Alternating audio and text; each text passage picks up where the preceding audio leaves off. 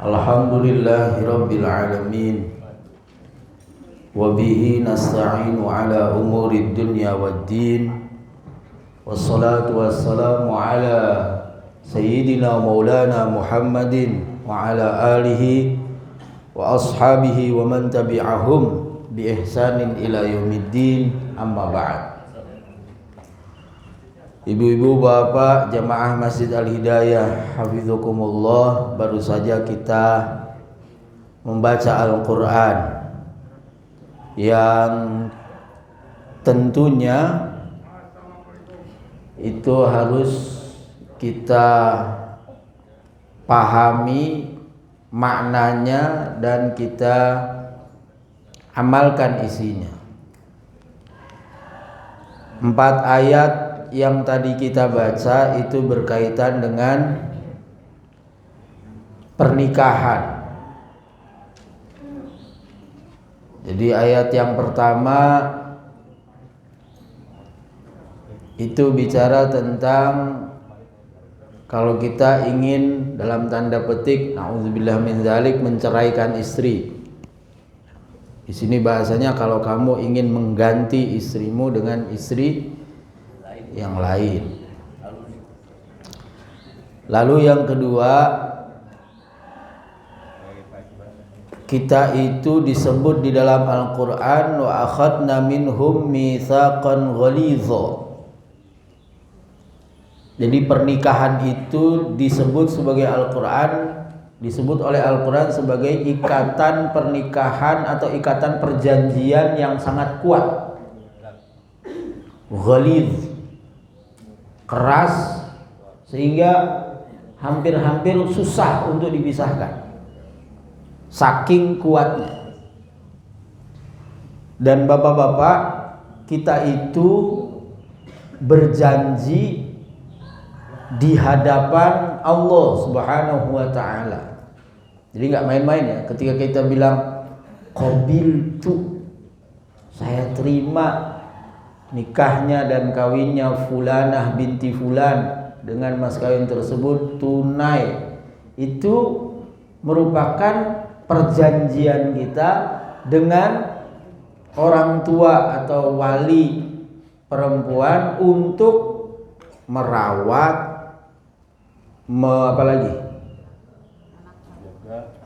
menjaga, merawat, memelihara dan menumbuh kembangkan ke yang lebih baik. Jadi istri kita itu begitu nikah dengan kita itu harus lebih baik daripada dia sebelum nikah dengan kita. Kalau sampai sama atau bahkan lebih buruk, celaka kita Pak yang laki-laki. Iya. Misalnya satu, akhlaknya nggak tambah baik, kita yang kena. 2, agamanya nggak tambah baik, sholatnya nggak tambah baik, imannya nggak tambah baik, kita yang celaka, yang laki-laki. 3, nggak tambah cantik, kita yang kena. Loh iya. Loh. Ini saya bukan membela ibu-ibu, bukan. Tapi ini memang syariatnya begitu. Syariatnya itu kita bilang sama walinya, ya saya terima semua tanggung jawab yang Allah berikan kepada Bapak untuk saya pikul sekarang. Gitu. Jadi kan pasti kan seorang ayah kepada anaknya itu pasti kan mengembangkan ke yang lebih baik, diajarin akhlaknya, agamanya, pendidikannya dan seterusnya. Jadi ibu-ibu, Bu, kalau ibu akhlaknya nggak tambah baik, itu ibu mencelakakan suami ibu. Kalau ibu agamanya nggak tambah baik, itu sama saja ibu mencelakakan suami ibu. Jadi dua-duanya memang, tapi tanggung jawab tetap ada di suami, nggak boleh diingkari. Ya. Gimana caranya supaya istrinya tiap hari tambah enak dilihat? Bapaknya harus sering lihat majalah mode. Iya, jadi tahu, oh jilbab yang lagi tren sekarang yang begini, gamis yang lagi tren begini, gitu. Jangan dari dulu sampai sekarang gamisnya itu aja. Ya Bu ya. Jadi kata Quran bilang begini, sederhana Quran bilang. Apa? Hunna libasul lakum wa antum libasul lahum. Kalian perempuan itu adalah pakaian bagi suami, dan kalian para suami adalah pakaian bagi istri. Jadi sederhana aja, saya mau ngelihat istrinya kayak apa, itu saya tinggal lihat suaminya. Oh, Buya pakaiannya begitu. Oh iya, berarti istrinya begitu. Saya pengen lihat suami ibu, saya tinggal lihat ibu. Oh, ibu pakaiannya begitu. Oh, berarti suaminya pelit, kan gitu. Iya, mukenanya lusuh, itu berarti suaminya pelit, bakhil, koret, kopet, medit, dan seterusnya. Iya. Pakaian dalam arti fisik, pakaian dalam arti yang sesungguhnya apa? Menutup aurat. Suami harus menutupi aib istri, istri harus menutupi aib suami. Jangan malah diumbar di TV, di masyarakat. Wah, istri saya begini, wah suami saya begini. Nauzubillah min. Terus ya, di sini ada perempuan-perempuan yang haram kita nikahi. Ada ibu kandung kita, ada anak perempuan kita, saudara perempuan kita, bibi perempuan kita dari bapak, bibi perempuan kita dari ibu, keponakan kita lah, anak perempuan, ponakan dari adik laki kita, keponakan dari adik perempuan kita, ibu yang menyusui kita, saudara-saudara sesusuan kita. Itu nggak boleh dinikahi, dan perempuan-perempuan lain. Nah, ini kata ulama itu adalah batas minimal. Al-haddul adna, batas minimal. Artinya apa? Bisa nggak lebih dari ini? Bisa. Misalnya begini, di sini ada nggak boleh menikahi dua saudara, alias adik kakak, nggak boleh. Sekarang kalau yang saya nikah itu keponakan sama bibinya, boleh nggak? Nggak boleh, sama, itu saudara juga. Atau cucu sama neneknya. Iya, neneknya masih cantik. Kan sekarang kan banyak nenek-nenek cantik-cantik di sini tuh. Nenek-nenek cantik-cantik. Iya, Neni. Nenek Linca, oh Nelly. Nikahin neneknya sama cucunya, boleh nggak? Nggak boleh. Udah ya. Terus ini yang masih dekat lagi, sepupu. Sepupu tuh nggak ada ayatnya di sini. Tapi kalau kita lihat semua di sini, ini adalah yang hubungan darahnya dekat. Hubungan darah dekat. Maka sebagian ulama mengharamkan menikahi sepupu.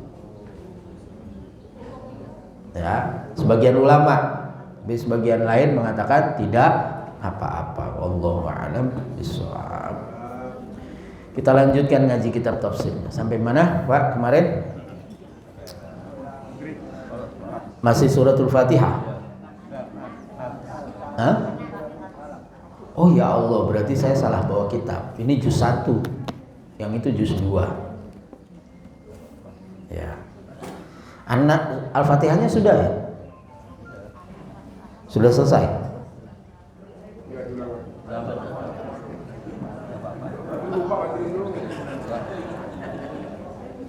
Iya. Jadi pengajian tafsir Al-Munir itu ada di 3 tempat. Di rumah, di Masjid Al-Falah, di Masjid An-Nur, dan di sini, berarti 4. Nah itu ada yang dari belakang, ada yang dari depan. Terakhir anak. Ya itu berarti belakang. Oke, kita ulang dari Fatihah aja ya. Bismillahirrahmanirrahim. Qala al-muallif rahimahullahu ta'ala, suratul Fatihah makkiyah atau madaniyah 7 ayat. Surat Al-Fatihah itu makkiyah atau madaniyah 7 ayat. Was-sabi'atu siratal ladzina ila akhiriha in kanatil basmalatu minha wa illam takun minha fas-sabi'atu ghairil maghdubi alaihim ila akhiriha. Surat Al-Fatihah itu 7 ayat. Kalau bismillahnya bagian dari suratul Fatihah, maka ayat ketujuhnya adalah siratal ladzina an'amta alaihim. Bismillahirrahmanirrahim. Alhamdulillahirabbil alamin, arrahmanirrahim, maliki yaumiddin, iyyaka na'budu wa iyyaka nasta'in, ihdinas siratal mustaqim, siratal ladzina an'amta alaihim ghairil maghdubi alaihim waladdallin. Amin. 7. Siratal ladzina ayat ke-7. Tapi kalau bismillahnya bukan bagian dari Fatihah, maka ayat ketujuhnya adalah ghairil maghdubi alaihim. Alhamdulillahirabbil alamin, arrahmanirrahim, maliki yaumiddin, iyyaka na'budu wa iyyaka nasta'in, ihdinas siratal mustaqim, siratal ladzina an'amta alaihim ghairil maghdubi alaihim waladdallin. Amin. Nah, kita itu ikut sama siapa? Ikut yang mana? Bu, Ibu ikut yang bismillah bagian dari Fatihah atau bukan? Ikut. Ya. Karena kita ikut sama imam, sama guru, sama orang tua yang kalau baca Fatihah bismillahirrahmanirrahim.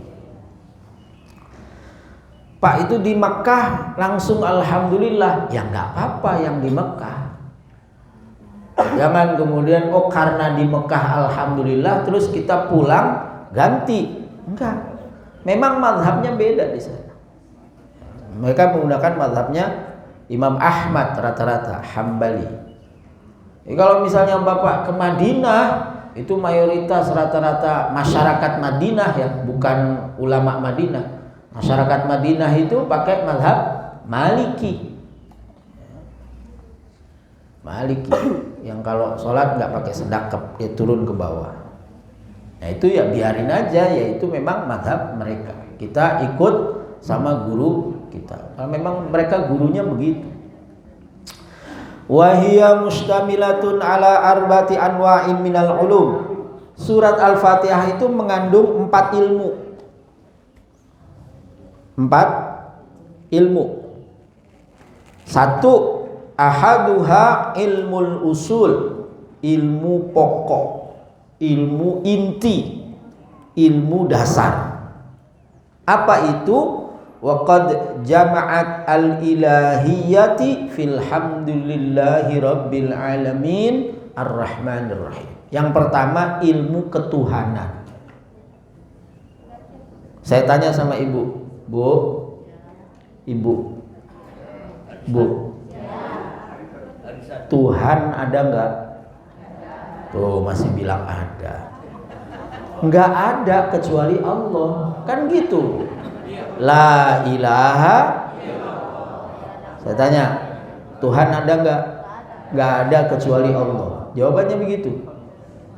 Kalau ibu bilang ada, yang ada itu belum tentu Allah. Tapi kalau ibu udah bilang la ilaha illallah, tiada Tuhan selain, itulah pentingnya kita rajin-rajin mengucapkan la ilaha illallah. Ya. Ada yang mengharuskan dituntun. Mengucapkan la ilaha illallah itu harus dituntun alias ditalqin. Karena Nabi Muhammad SAW pertama kali mengucapkan la ilaha illallah itu dituntun oleh malaikat Jibril alaihissalam. Sahabat dituntun oleh baginda Nabi Muhammad SAW. Saya di pesantren itu 12 tahun dituntun 5 waktu, yaitu tadi 3 kali itu habis sholat. La ilaha illallah, dilepas ya, ditarik nafasnya dari pusar ke atas, la ilahanya sebelah kanan, illallah ya. Ilmul ilahiyat, tadi saya tanya Tuhannya Allah. Siapa Tuhan kita? Pertanyaannya lagi, siapa Allah? Allah itu siapa? Hah? Nah, makanya dijelasin sama Al-Quran. Allah itu Rabbil Alamina, Allah itu Ar-Rahman Ar-Rahim. Penting. Jadi kita itu harus punya pengetahuan tentang Allah itu siapa. Nah, Al-Fatihah itu punya ilmu itu, yaitu Allah itu Rabbil Alamina, Allah itu Rahman dan Rahim. Nanti kita jelaskan. Ilmu yang kedua, wan nubuwat fil ladzina an'amta alaihim. Ilmu yang kedua yaitu ilmu tentang nabi-nabi. Ya, kita tuh harus tahu mulai dari Nabi Adam alaihissalam sampai Nabi Muhammad sallallahu alaihi wasallam, dan itu adalah nabi terakhir. Siapapun yang mengaku nabi setelah Nabi Muhammad sallallahu alaihi wasallam itu pasti pendusta. Dan akan terus ada, Pak. Ada rektor UIN Jogja namanya Profesor Dr. Al-Makin, itu dia meneliti nabi di Nusantara, nabi di Indonesia yang ngaku nabi itu lebih dari 300. Dan gak heran, sebab apa? Nabinya masih hidup aja ada yang ngaku nabi kok. Musailamah atau Musailimah al-Kadzab, dia nyurati nabi Musailamah itu. Kata dia begini, Muhammad, bumi ini kita bagi 2, utara buat kamu, selatan saya. Dia kan ada di Yaman selatan. Dia bilang begitu, bumi ini kita bagi 2, utara buat kamu, selatan buat saya. Apa kata Nabi Muhammad? Itu tahun ke-9 Islam sudah kuat, ya, udah pada masuk Islam semuanya. Apa kata Nabi? Nyurati Nabi Muhammad, min Muhammad Rasulillah ila Musailamah al-Kadzab. Jadi yang menamai al-Kadzab itu Nabi. Dari Muhammad utusan Allah, jelas kan, kepada Musailamah sang pendusta. Apa kata Nabi? Bumi ini milik Allah, diberikan kepada siapa saja yang Allah kehendaki. Perhatikan jawabannya ya. Kalau saya menjadi nabinya, saya tulis min rifki Rasulillah ila Musailamah al-Kadzab. Bumi ini milik Allah, diberikan kepada utusannya, yaitu saya. Kamu nggak dapet, titik. Enggak, Nabi nggak gitu. Nabi jawabnya, bumi ini milik Allah, diberikan kepada siapa saja yang Allah kehendaki. Dalam ngejawab orang yang salah aja Nabi pakai akhlak. Pakai akhlak bahwa, dan hak Nabi itu benar bahwa ini milik Allah, diberikan kepada siapapun yang Allah kehendaki. Nah, itu tentang nabi-nabi. Jadi kita harus tahu Nabi Adam. Oh, Nabi Adam dikeluarkan dari surga tapi dibekali oleh Allah. Iblis diturunkan ke bumi tapi gak dikasih bekal. Kan gitu. Nabi Adam dikasih bekal, Rabbana hablana. Nabi Adam dikasih ilmu, iblis tidak. Oh, Nabi Ayub begini, oh Nabi Musa begini, Nabi Isa begini dan lain sebagainya. Jadi Bu, nabi-nabi itu ada yang istrinya jahat, durhaka. Nabi Nuh, Nabi Lut, ya. Lalu ada yang istrinya baik, suaminya jahat. Asia, suaminya Fir'aun.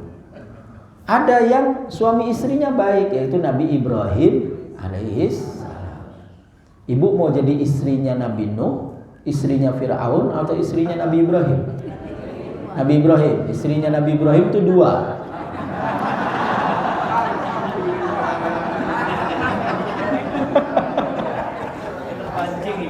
Ya, lanjut ya Bu. Yang ketiga, ilmu yang ketiga itu ilmu tentang wadarul akhiratu fi maliki yaumiddin. Iya. Ini masih ilmu usul. Jadi ilmu usul itu isinya 3. Ilmu dasar itu isinya 3. Ilahiyat, nubuat, akhirat. Ini masih ilmu yang pertama ya. Isinya 3, tentang ketuhanan, kenabian, dan hari akhirat. Nah, kita tuh harus tahu akhirat itu apa, mulainya di mana, kapan, kan gitu. Oh, mulainya di padang kebangkitan, yaumul ba'tsi, kemudian yaumul mahsyar, kemudian yaumul hisab, dihitung, kemudian ditimbang, kemudian yaumul jaza, nanti lewat sirat dan seterusnya. Tapi tenang, insya Allah kita semua ini min ahlil jannah. Iya. Ilmu yang kedua wasaniha ilmul furu'. Kalau yang pertama ilmu usul, ilmu pokok, apa namanya? Tiang, terus apa pohon itu apa namanya? Batang. Ini ilmu furu', cabang. Banyak cabangnya. Wa a'zamuhu, paling agungnya ilmu furu' adalah al-ibadat. Ilmu tentang ibadah. Ilmu tentang ibadah itu dibagi 2. Ada maliyah, ada badaniyah. Ada ibadah harta, ada ibadah badan.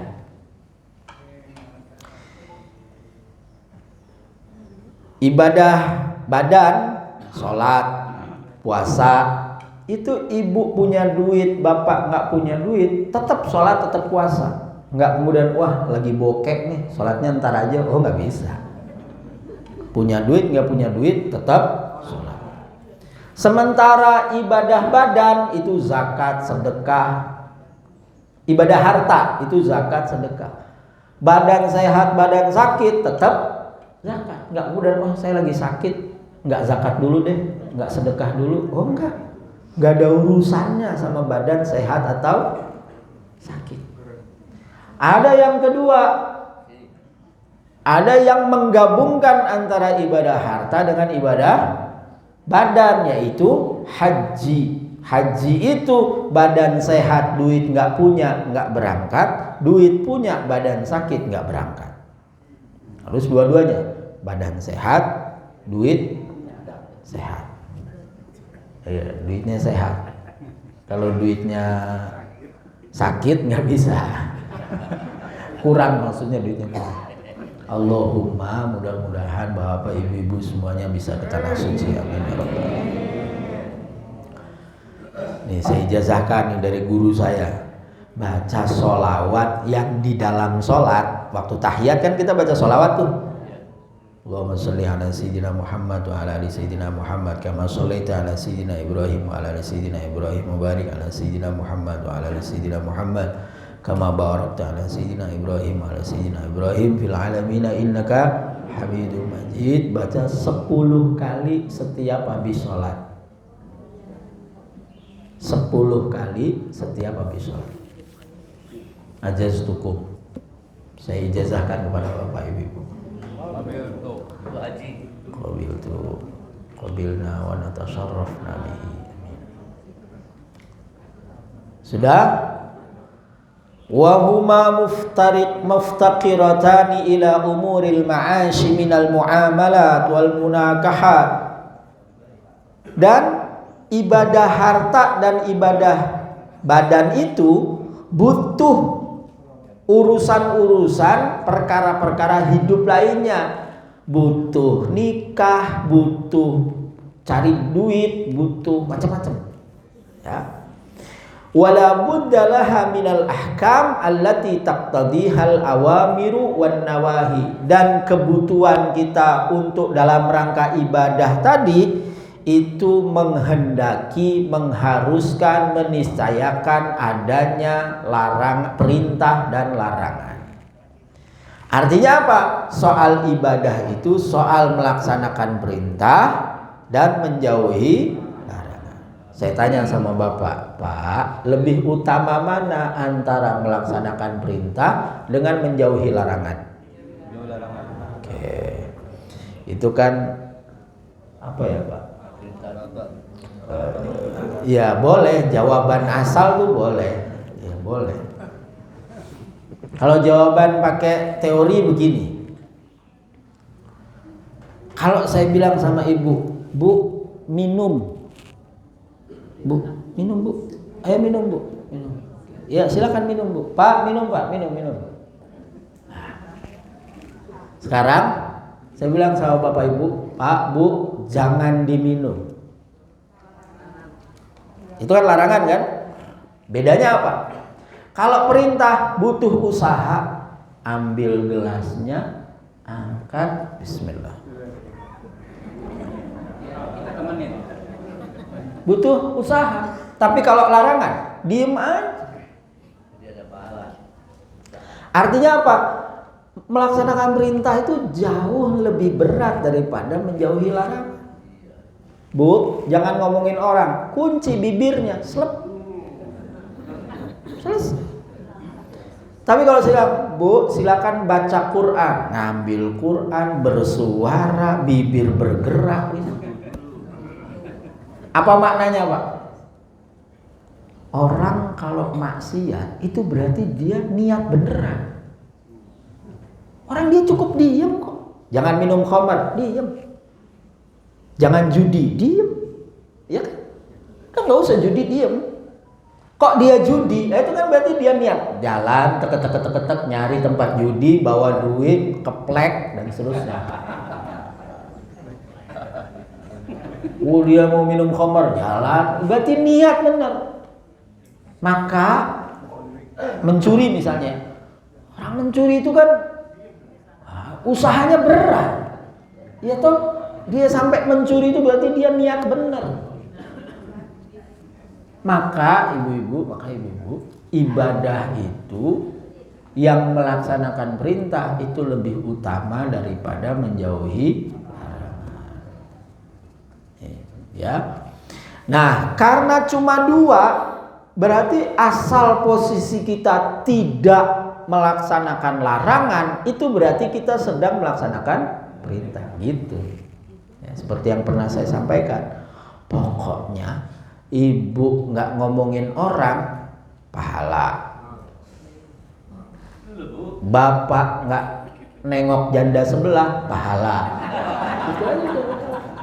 Udah itu. Diem di rumah, melihat yang halal, yang hak, yang di depan mata, itu pahala. Kata Nabi SAW, ada dua ya. Wa fi bud'i ahadikum shadaqah. Ketika kamu berhubungan suami istri itu sedekah. Sahabat nanya, "Ya Rasul, masa urusan syahwat aja kok kita dapat pahala?" Loh, kamu kalau syahwatmu kamu salurkan ke yang lain, kan kamu dapat dosa. Maka ini dapat pahala. Jadi sederhana berarti asal kita nggak berdosa berarti kita berpahala gitu. Ah itu. Jadi sebelum Islam datang, orang itu boleh nikah sampai ratusan. Sebelum Islam datang. Terus dibatasi, dikurangi. Jadi semangatnya ngurangin, bukan nambah. Semangatnya ngurangin. Jadi kalau mau pertama 4 terus diceraiin satu-satu, tinggal 1 gitu. Jadi bukan 1 terus nambah 2, 3, 4. Kecuali nah, tetap ada pengecualian. Jadi nggak boleh sesuatu yang boleh kemudian kita haramkan. Nggak boleh. Kecuali istri pertama sudah meninggal, seperti Ibunda Khadijah, ya kan? Ibunda Khadijah meninggal, terus Nabi nikah lagi. Jadi kalau kelamaan, racunin aja. Kelamaan. Udah, lanjut. Wasalisuha, yang ketiga. Ilmu pertama ilmu usul, isinya 3. Ilmu kedua ilmu furu, isinya 1, ibadah dan macam-macam. Yang ketiga ilmu tahsilil kamalat, ilmu menghasilkan kesempurnaan, ai ilmil akhlak, yaitu ilmu akhlak. Iman kepada Allah, iman kepada Nabi, iman kepada hari akhir, oke. Terus ibadah tapi nggak punya akhlak, bisa. Secara syariat nih bapak-bapak, auratnya itu adalah antara lutut dan pusar. Itu aurat laki-laki. Jadi kalau kita sholat pakai sarung, nggak usah pakai baju, nggak usah pakai peci, nggak usah. Itu secara syariat sah, tapi gak ada akhlaknya, kurang ajar. Ngadep Allah kok nggak rapi. Ya. Nah, apa diantara ilmu akhlak itu kata Imam An-Nawawi, wa minhu al-istiqamatu fit tariqati, istiqomah di jalan yang lurus, istiqomah di tariqah. Wa ila dzalika al-isyaratu biqaulihi wa iyyaka nasta'in. Nah, untuk jalan, Pak, kita nih hidup ini ngapain? Oh, kita mau ketemu Allah Subhanahu wa taala. Jalannya lewat mana? Bu, ibu mau ke Jogja, lewat mana? Lewat utara, lewat selatan, lewat laut, lewat udara. Ada 4 pilihan nih. Utara, Pantura, selatan, lewat darat, itu darat ya. Kemudian lewat laut bisa Surabaya ke Tanjung Priok ke Semarang, lalu Semarang darat ke Jogja, atau lewat udara pesawat. Udah, ibu tahu. Terus rutenya. Iya. Terus mana yang enak? Iya. Nah, orang yang sudah wusul, sudah sampai ke Allah Subhanahu wa taala, itu bisa tahu, oh, kalau ke Jogja itu iya naik pesawatnya cepet, tapi jalan kakinya capek. Dari bandara tuh turun mobil terus sampai ke pesawat. Nanti di Jogjanya turun, jalannya lagi. Oh, kalau naik mobil itu harus tengah malam berangkatnya. Sebab kalau pagi, siang, sore ya macet aja siap sampai Cikampek. Oh, naik kereta. Naik kereta lumayan aman. Waktunya tepat segala macam. Tapi 6 jam atau 7 jam kira-kira gitu. Itu kita tahu. Artinya apa? Untuk thariqah itu kita butuh satu orang yang membimbing kita. Tahu jalannya, oh lewat sini, awas jangan lewat sini, jangan lewat situ. Yang kedua butuh bekal. Ya. Bawa duit, ntar kelaparan di jalan. Ya. Terus waqad jama'at asy-syari'ata kullaha fis siratil mustaqim. Dan surat Al-Fatihah ini juga mencakup syariat Islam. Di mana syariat Islam itu? Ada di siratil mustaqim. Jadi kalau bicara, oh saya melaksanakan syariat Islam, gimana cara kamu melaksanakan syariat Islam? Jawabannya, saya siratil mustaqim. Siratul mustaqim itu siratal ladzina an'amta alaihim, ikuti jalannya orang, ya. bukan jalan siapa-siapa, jalannya orang. Nah, saya lanjut dulu. Kemudian ilmu yang keempat, warabi'uha ilmul qasasi wal akhbar.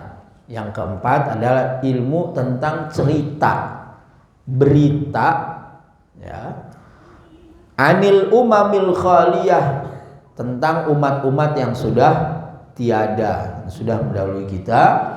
Waqad jama'at as-su'ada'a minal anbiya wa ghairihim fil ladzina an'amta 'alaihim wal ashqiya'a minal kuffari fi ghairil maghdubi 'alaihim waladdallin. Orang terdahulu itu kalau dibelah itu cuma ada dua kelompok. Satu kelompok yang berbahagia, dua kelompok yang sengsara. Para nabi dan pengikutnya itu orang-orang yang berbahagia. Orang-orang yang durhaka kepada nabi itu orang-orang yang sengsara, diazab dan lain sebagainya. Jadi kita tinggal tiru, oh saya Korun, oh saya Fir'aun, oh saya ini, kelihatan. Ya Bu. Saya ingat Gus Mus itu pernah bilang, saya itu sedih kalau baca Quran. Kata beliau begitu, saya itu sedih kalau baca Quran. Sedihnya gimana? Kalau saya baca ayat-ayat tentang orang-orang yang baik, ciri-ciri orang baik, ciri-ciri orang mukmin, sifatnya itu nggak ada di situ. Tapi giliran cerita orang-orang yang durhaka, orang-orang fasik, orang-orang jahat, malah ada di situ. Iya, ayo coba cek. Coba cek, baca ayat-ayat tentang orang yang beriman. Oke, satu ada, dua ada, tiga nggak ada. Giliran baca tentang ayat orang munafik atau orang kafir, oh ada. Nah itu, jangan sampai kita ketika ngaca, kalau kata guru saya, Quran itu cermin. Kamu mau tahu siapa kamu, lihat aja di Quran, ada kok. Nah, tinggal kita mau berubah, ya, menyadari lalu berubah menjadi orang yang lebih baik. Sudah, jadi 4 ilmu ya. 1, ilmu usul, isinya ketuhanan, kenabian, akhirat. 2, ilmu furu', isinya ibadah. 3, ilmu akhlak. 4, ilmu cerita, cerita dan berita tentang umat terdahulu. Bismillahirrahmanirrahim. Al-ba'u baha'ullah was-sinu sana'uhu fala syai'a a'la minhu. Ba-nya itu adalah keagungan Allah Subhanahu wa taala. Sinnya adalah keluhuran Allah Subhanahu wa taala. Tidak ada yang lebih tinggi dari Allah Subhanahu wa taala. Wal mimu mulkuhu. Mimnya adalah kekuasaan Allah Subhanahu wa taala, wa huwa ala kulli syai'in qadir. Allah Subhanahu wa taala maha kuasa atas segala sesuatu. Kemudian wal ba'u ibtida', ba permulaan, ismuhu bari basir. Allah Subhanahu wa taala itu maha mencipta, yang ciptaannya itu terbebas dari apapun. Jadi terserah Allah. Dan gimana Allah, udah kita nggak bisa ikut campur terhadap ciptaan Allah Subhanahu wa taala. Tidak ada yang intervensi. Allah itu bari. Lalu Allah itu basir, maha mengawasi. Wasinu, sinnya ibtida ismuhu sami'un, Allah maha mendengar. Wal mimu ibtida ismuhu majid malik, Allah Subhanahu wa taala maha agung, maha memiliki. Wal alifu ibtida ismuhu Allah. Nah ini bismillah, dengan menyebut nama Allah. Jadi Tuhan kita punya nama, namanya siapa? Allah. Ibu nggak boleh lagi bilang terserah yang di atas. Itu cicak, kecoa, tikus, burung. Iya, harus bilang terserah Allah. Gimana Allah? Insya Allah. Gitu. Udah nggak boleh lagi. Ya. Udah nggak boleh bilang terserah yang di atas. Kan sering tuh. Iya, nggak boleh. Ismul, nama Allah. Maka nama itu penting. Kita nggak lagi nggak ikut-ikutan sama orang yang bilang apalah arti sebuah nama. Oh enggak, buat kita sangat penting. Nama itu penting. Dulu ada teman saya namanya Jimmy. KTP-nya Rojimin. Itu kan Syaitoni Rojim. Sama kiai saya Mbah Ali diganti Rohimin. Dan itu kebiasaan Nabi. Nabi itu kalau ada sahabatnya namanya buruk diganti. Ada So'ab diganti Sa'ad. So'ab itu susah, Sa'ad bahagia. Ada yang diganti Sahal, mudah. Ada yang namanya Faham, Bara diganti Faham. Itu Bahali ganti nama itu biasa. Nah itu nama itu penting. Ya, karena nama itu menandakan yang dinamai. Yang namanya siapa? Asri Rukun. Wow, ya Asri Rukun. Itu orangnya rukun. Asri. Menyejukkan. Nah, gitu kan? Iya. Rifki. Nah, ini Lembut. Kok berangasan? Oh, bukan Rifki namanya. Nama. Nah, nama Allah itu kalau kata Mbah Maimun itu unik.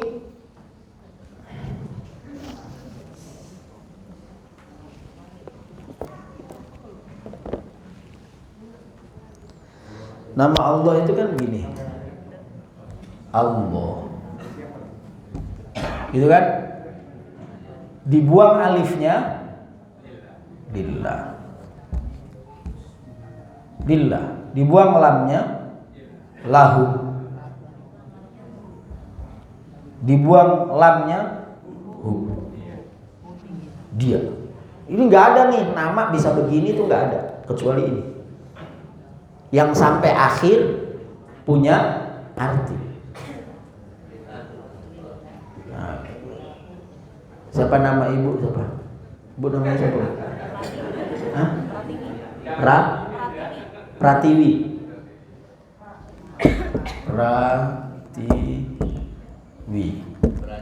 Buang P-nya Ratiwi. Apa artinya Ratiwi?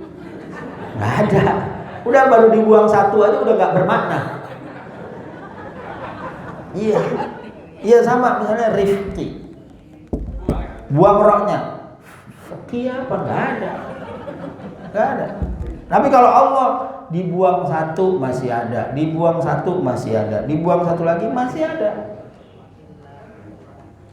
Nah Allah itu jumlah hurufnya kalau pakai hitungan Arab abajadun hawazun hatoyakun lamanun sa'afasun qorosun tasaghodun itu jumlahnya 66. Alif, lam, ha itu 66. Alif itu 1. Abajadun, ha itu 5. 1 tambah 5. Abajadun hawazun hatoyakun la. Berapa nih? Enggak, 20. Abajadun hawazun hatoya 10 kun 20 lam 30 tambah 30 sama dengan 66. Maka zikir ya Allah itu 66 kali. Latif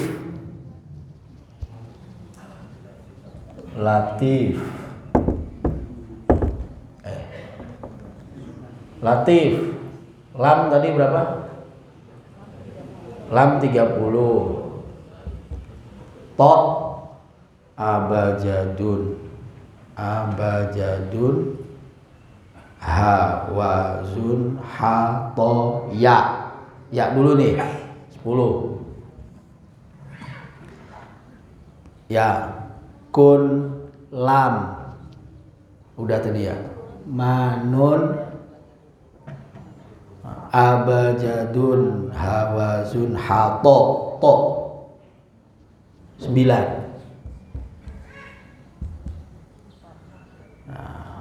Fa abajadun hawazun hatoya kun lama nun sa'a fasun to. Apa nih? 80 ya? Iya, 80. Total 129. Maka baca ya latif 129 kali. Gitu. Itu ulama itu. Bapak mau tahu namanya, mau jodoh apa enggak, hitung aja. Nanti kasih rumusnya. Sudah. Wallamu ibtida ismuhu latif. Sedikit lagi ya.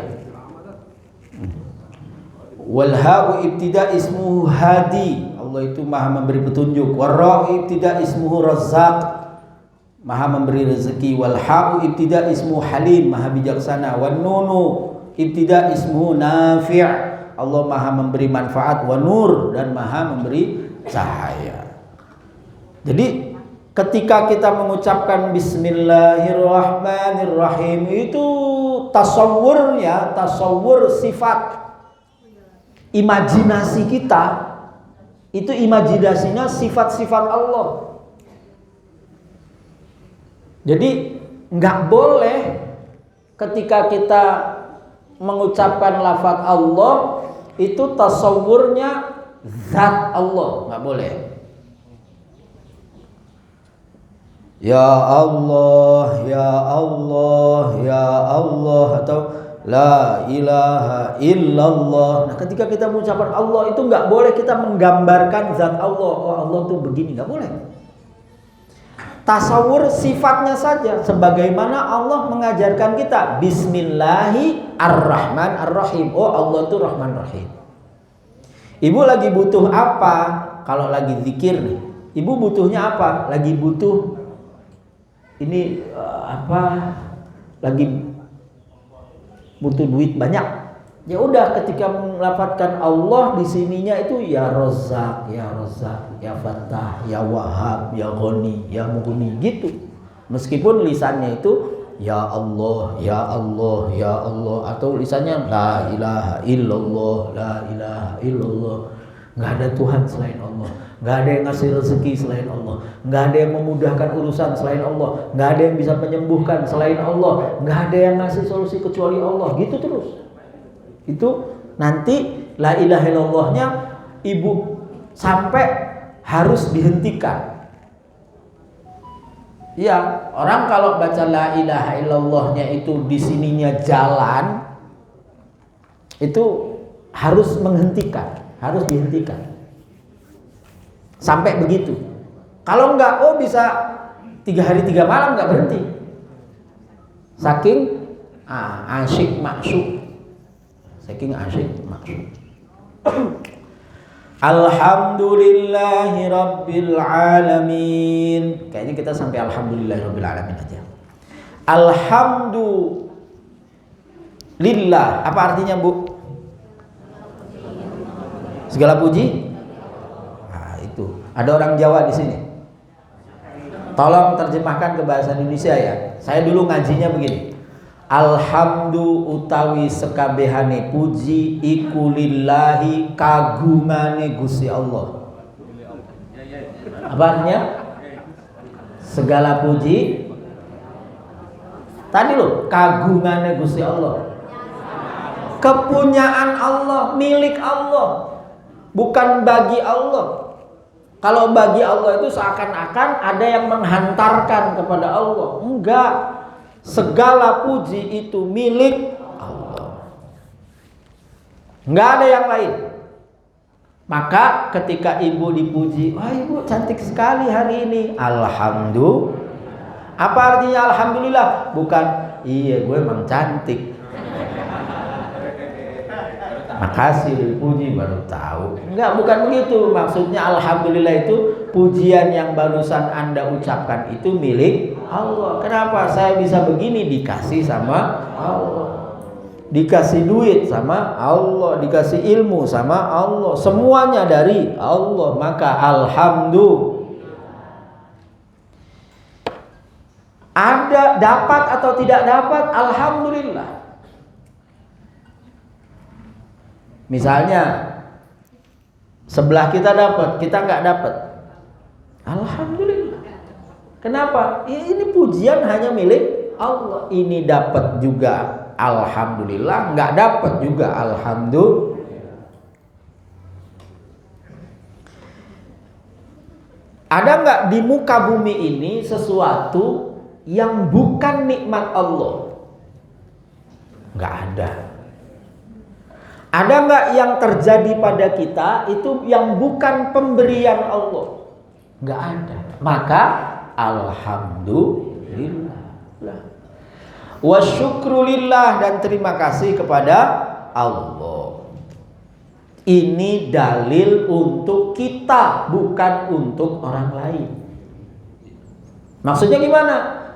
Kalau orang lain ngasih, ya kita harus mengucapkan terima kasih. Nggak boleh kemudian kita bilang, ya saya bersyukur sama Allah aja. Kan dia juga ngasih dari Allah.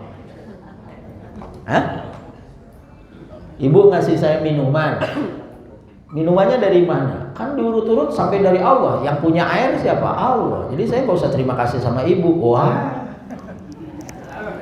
ini salah menggunakan dalil namanya. Dalil yang dipakai buat orang lain apa? Malam yashkuril nas lam yashkurillah.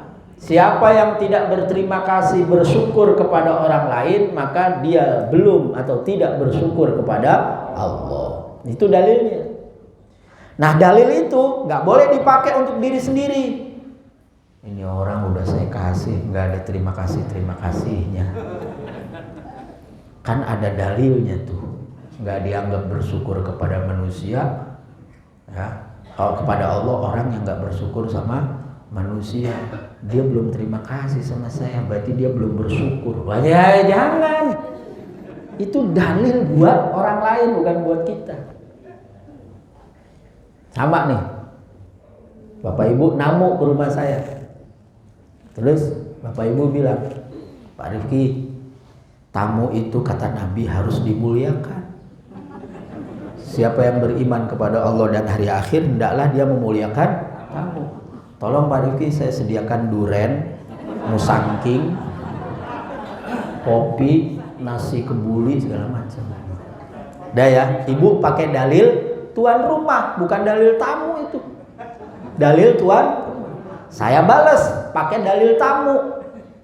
Apa dalilnya tamu itu? Tamu itu seperti mayat. Iya, diapain aja nurut, mayat. Ya saya sediain air putih. Itu kan kebalik, tuan rumah pakai dalil tamu, tamu pakai dalil tuan rumah. Nah itu sama tuh, orang tuh banyak sekarang begitu, main pakai dalil ini dalil, padahal salah, itu dalil bukan buat itu buat ini. Nah, kenapa Allah Subhanahu wa taala itu adalah pemilik pujian? Bini amihis sawabighi. Karena nikmat-nikmatnya yang sempurna. Bahasanya gitu, nikmat disawabighi ala ibadihi alladhina hadahum lil iman, kepada hamba-hambanya yang Allah beri petunjuk untuk beriman. Jadi nikmat Allah itu sempurna. Kenapa? Karena berasal dari zat yang maha sempurna. Nggak mungkin nikmat Allah tuh kurang, nggak mungkin. Nikmat Allah cacat, nggak mungkin. Nikmat Allah salah, nggak mungkin. Iya, dikitnya tuh sempurna. Dikitnya sempurna. Kan nggak mungkin anak SD kita kasih uang saku 1 juta. Nggak mungkin. Maka kita kasih uang berapa dia? SD kelas 1, 5.000. Itu aja udah kebanyakan. Itu 10.000. Boleh jadi bagi si anak itu dikit, tapi dalam pengetahuan orang tuanya itu sudah lebih. Kenapa? Udah dikasih bekal, bekalnya makanan sama jajan, dikasih susu, bawa air minum. Jadi 5.000, 10.000 itu buat jaga-jaga. Itu aja. Buat jaga-jaga. Nah sama. Berarti ketika kita ngasih anak kita uang 10.000 terus naik 100.000 terus, itu sama Pak. Kita juga begitu. Soal udah pantas belum? Udah pantas belum? Megang duit 1.000, megang duit 2.000. Pantasnya tuh gimana? Ya seukur kebutuhan. Butuhnya apa? Makanya saya menghimbau kepada bapak-bapak, ibu-ibu, butuh yang banyak. Harus tomak sama rahmat Allah. Jangan, ya udah deh cukup segini. Ya jangan. Minta lagi sama Allah. Ya Allah, saya pengen ini. Boleh. Yang nggak boleh itu tomak sama orang, nggak boleh. Tapi kalau tomak sama Allah, boleh. Ya, ibu dapat rezeki, alhamdulillah. Ya Allah, saya minta lagi. Gitu. Jadi jangan, ya oke, cukup ya Allah. Sip. Enggak, jangan. Kenapa? Allah tuh maha kaya. Allah tuh maha kaya. Dan dia itu suka kalau hambanya sering minta, banyak minta. Dimintanya banyak dan sering. Oh, Allah suka banget. Senang. Tapi kalau kitanya jarang minta, udah sekalinya minta dikit, wah gak suka Allah. Seakan-akan dia gak butuh. Kan Allah bilang, antumul fuqara wa nahnu aghnia. Kamu itu butuh, saya yang kaya, saya yang cukup. Kamu tuh belum cukup. Udah minta. Ya Rabbi salli ala Muhammad, Ya Rabbi salli alaihi wa sallim, Ya Rabbi salli ala Muhammad wa ballighil kulla matlab. Ya Allah, semoga Engkau berikan rahmat ta'zimmu kepada baginda Nabi Muhammad dan sampaikan setiap orang masing-masing permintaannya. Ya Rabbi sholli ala Muhammad wa ballighil kulla matlab. Jadi Bapak minta yang banyak, pengenlah yang banyak, butuhlah yang banyak, nggak apa-apa sama Allah. Ya, ya Allah, saya pengen kendaraan yang nyaman. Ya Allah, saya pengen rumah yang luas. Boleh nggak minta dunia? Boleh. Orang diajarin sama Allah, Rabbana atina fid dunya. Tapi wa fil akhirati hasanah wa qina. Nah ya. Jadi Allah itu nikmatnya sempurna. Jadi ketika kita terima nikmat, alhamdulillah. Dan dia nggak ngukur ibadah kita, enggak. Itu urusan sendiri. Urusan rezeki, urusan lain yang Allah minta. Semakin ibadah kita semakin bagus, ridho Allah yang kita dapat gitu. Ya. Rezeki mah tinggal minta sama Allah, ya. Kan nanti tinggal Allah yang menentukan. Nah, ini anak mau gunting kertas kok mintanya gergaji. Kan gitu. Wah, ini anak cuman mau dari Masjid Al-Hidayah ke Supermall kok mintanya pesawat. Iya kan gitu. Nanti Allah yang kebutuhan itu nanti Allah yang ini kan, tenang aja. Nanti sedikasihnya Allah Subhanahu wa taala. Yang penting kita minta. Makanya mintanya jangan nyebut secara spesifik.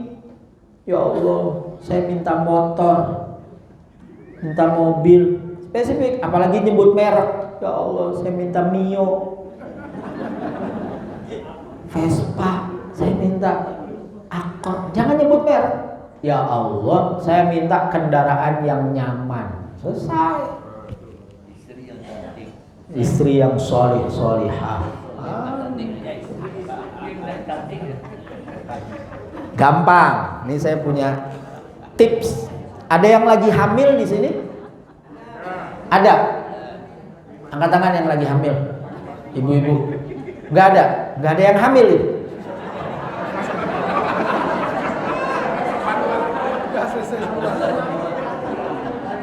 Enggak, maksud saya gini. Kan kata Nabi, kalau ibu itu mengandung lalu bayinya berusia 4 bulan 3 kali 40 hari, maka diutuslah malaikat ke dalam perut. Itu Nabi bilang, hadis sahih. Artinya apa? Kalau perempuan itu hamil usia 4 bulan, itu ada malaikat dan bayi yang sudah ditiupkan ruhnya ke dalam perutnya. Artinya apa? Di dalam perut ibu itu ada 2 makhluk mulia. Satu, manusia yang masih suci. Yang kedua, malaikat yang diciptakan dari cahaya. Maka perempuan siapapun dia yang hamil usia 4 bulan ke atas, itu pasti cantik. Pasti. Maka kalau ibu mau cantik, hamil.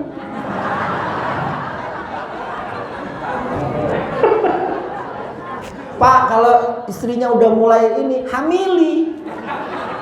Nanti cantik, tenang aja. Lanjut sedikit lagi. Rabbil alamina, alhamdulillahi rabbil alamina. Allah itu Rabbil alamin. Siapa itu Rabbil alamin? Ay khaliqil khalqi wa raziqihim wa muhawwilihim min halin ila hal. 3. Rabbil alamin itu adalah Allah yang menciptakan makhluk, memberi rezeki makhluk, dan mengubah kondisi makhluk dari satu kondisi ke kondisi yang lain.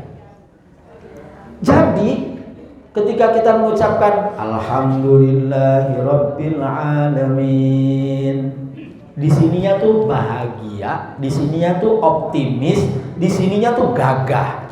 Kenapa? Karena kita tuh diciptakan oleh Allah, yang menciptakan kita zat yang maha sempurna. Yang kedua, rezeki kita di tangan Allah, bukan di tangan orang. Kalau di tangan orang boleh jadi berkurang, boleh jadi hilang, boleh jadi nggak pas. Di tangan Allah. Yang ketiga, kita berubah kondisinya dari satu kondisi ke kondisi yang lain itu oleh Allah. Apa terus yang dirisaukan? Apa terus yang dirisaukan apa?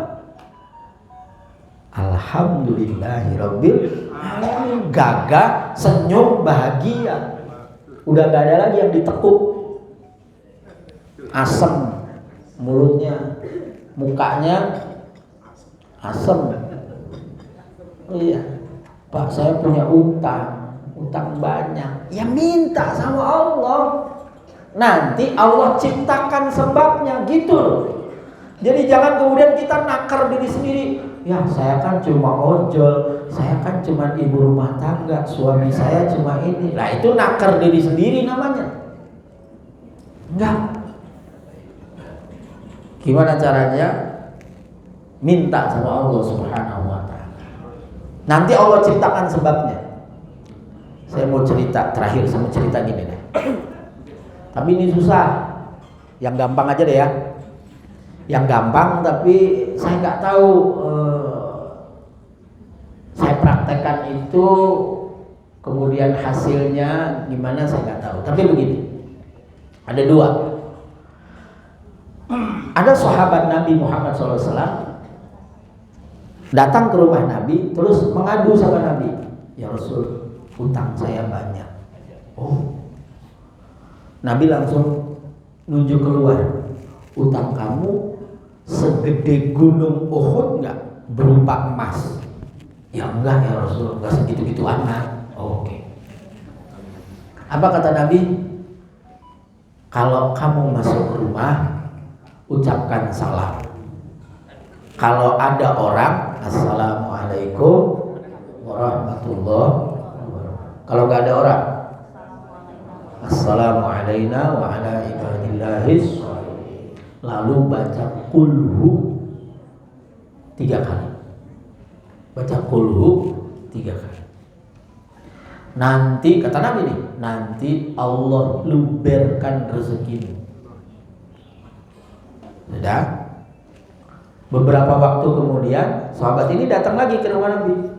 Alhamdulillah ya Rasul, hutang saya sudah lunas dan saya juga sudah lunasi hutang tetangga saya. Baca kulhu 3 kali setiap masuk rumah. Coba dipraktikin. Tapi ingat, hutang tetangga lunasin juga. Enggak, ini contoh sahabat Nabi betapa sampai dia bisa melunasi hutang tetangga. Ya syukur-syukur ibu bisa lunasi hutang tetangga, kan nggak masalah, nggak apa-apa. Udah ya. Itu satu riwayat.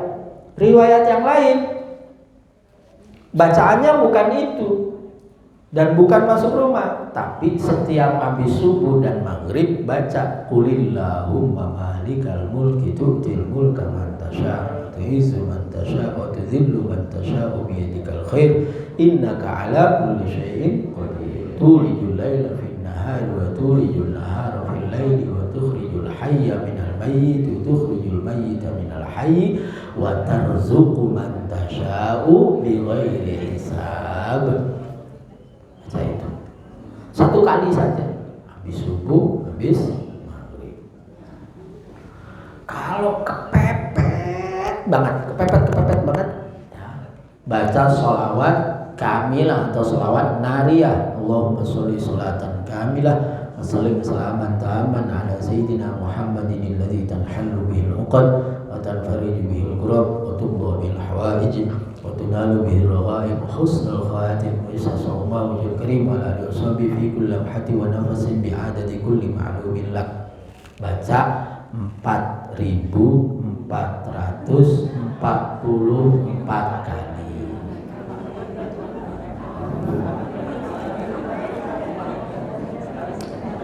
Kan saya belum lanjutkan, ibu udah gelisah. Itu afdol dibaca sendiri, boleh dibaca bareng-bareng.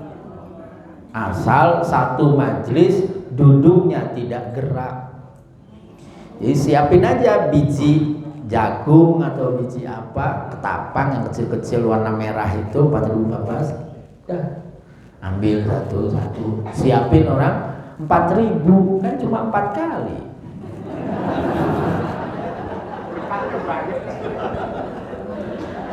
Oh, nggak bisa 4.000, oke 400, berarti 10 kali. Oh, cuma adanya 40, ya udah berarti 100 kali. Nah, kebanyakan, oke. Baca Yasin 41 kali. Itu cuma 10 orang, masing-masing 4 tambah 1.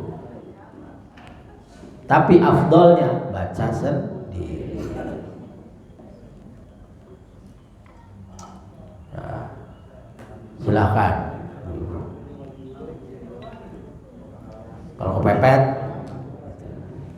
saya sudah pernah kepepet dan sudah mengamalkan. Masing-masing 1 kali sendiri. Yang sholawat nariyah saya sendiri 3 hari sendiri. Yang nggak sempat ngomong, yang nggak sempat, oh ya cuma baca itu aja berjam-jam kan 4.444 kali. Nah, jadi itu ya, kita tuh punya Allah, jadi harus gagah. Orang yang lemes tuh kayak nggak percaya kalau nggak punya Allah. Emang dia kan Tuhannya Allah, kenapa harus lemes? Ya letoy. Ya gagah.